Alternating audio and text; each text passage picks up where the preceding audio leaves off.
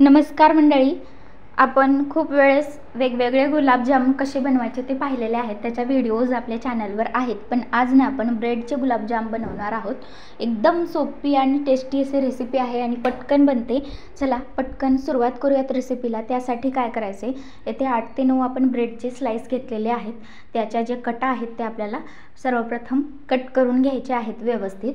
सगळे ब्रेड अशा पद्धतीनेच आपल्याला जे आहेत ते कट करून घ्यायचे आहेत. चवीला उत्तम अशी रेसिपी आहे. सो एक वेळेस नक्कीच ट्राय करून बघा आणि पटकन होते.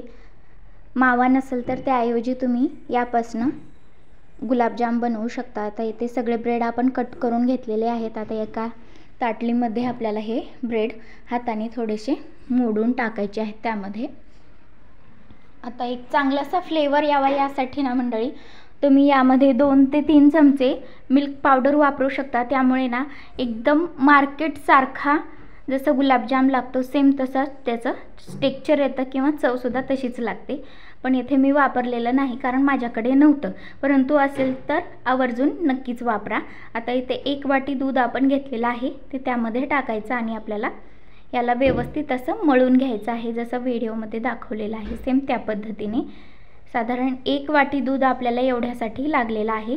सो त्या प्रमाणात आपल्याला तसं जास्त घट्टही करायचं नाही आणि जास्त पातळही आपल्याला त्याला मळायचं नाही. एकदम व्हिडिओमध्ये जसं दाखवलेलं आहे सेम त्या पद्धतीने मळून घ्यायचं. हे व्यवस्थित असं मळून झालेलं आहे.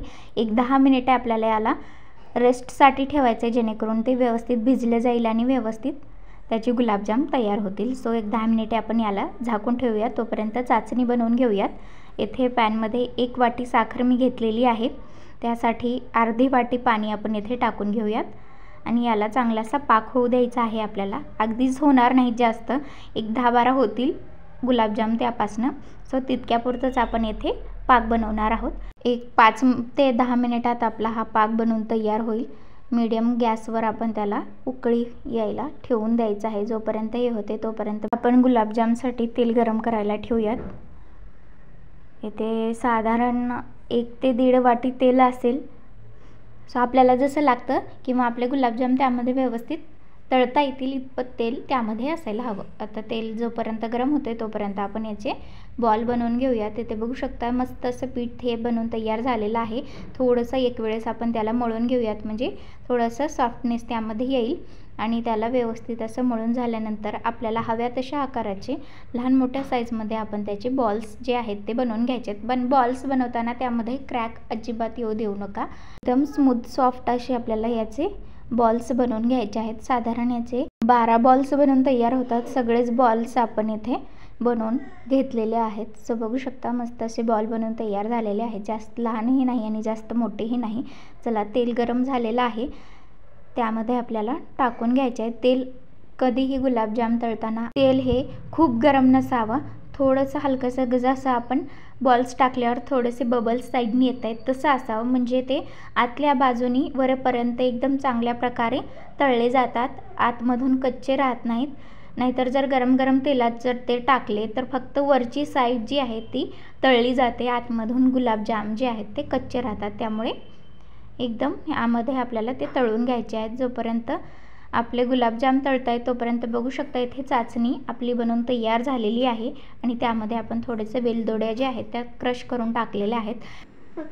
इथे बघू शकता गुलाबजामला सुद्धा छान असा रंग आलेला आहे. आणखीन थोडासा डार्क रंग आला की आपण त्याला काढून घेऊयात. इथे बघू शकता चांगले गोल्डन ब्राऊन रंग आपल्या जामून आलेला आहे. आता यांना आपल्याला काढून घ्यायचं आहे आणि गरमागरम आपल्याला चाचणीमध्ये टाकून घ्यायचं आहे. सो इथे बघू शकता आपण गरमागरम चाचणी एका भांड्यामध्ये काढून घेतली आणि त्यामध्ये गुलाबजाम जे आहेत ते टाकून घेतलेले आहेत. सगळ्याच म्हणजे साधारण 2 बॅचमध्ये आपण हे गुलाबजाम तळलेले आहेत.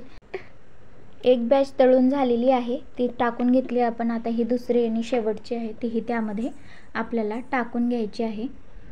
सो इथे आपण गरमागरम पाकामध्ये गरमागरमच गुलाबजाम टाकायचे आहेत, त्यामुळे ते व्यवस्थित असे भिजले जातात. साधारण म्हणजे आपल्या रेग्युलरच्या गुलाबजामपेक्षा थोडासा जास्त वेळ याला भिजण्यासाठी लागतो.